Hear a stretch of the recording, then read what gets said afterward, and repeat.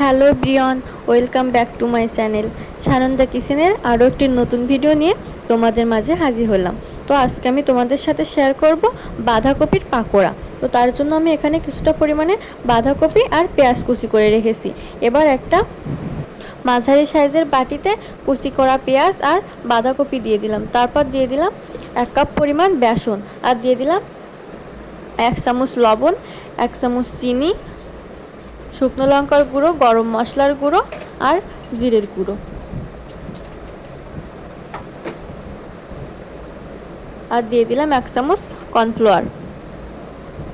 তারপর অল্প অল্প করে জল দিয়ে আমি খুব সুন্দরভাবে একটা ব্যাটার তৈরি করে নেব।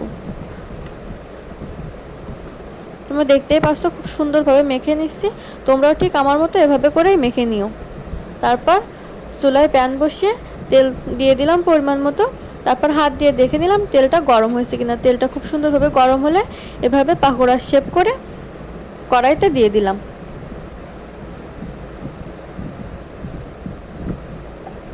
তো এভাবে একটু নাড়াচাড়া করে দিতে হবে যাতে করে কড়াইয়ের সাথে পাকোড়াগুলো লেগে না যায়।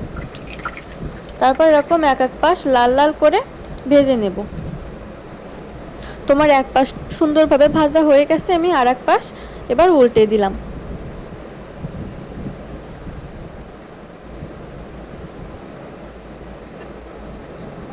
তোমার দু পাশ খুব ভালোভাবে ভাজা হয়ে গেছে, আমার পকোড়া ভাজা একদম রেডি। তো তোমরা যদি সন্ধ্যার নাস্তায় বাসার সবাইকে এভাবে পাকোড়া বানিয়ে খাও তাহলে কিন্তু বাসার সবাই শুধু তোমারই প্রশংসা করতে থাকবে।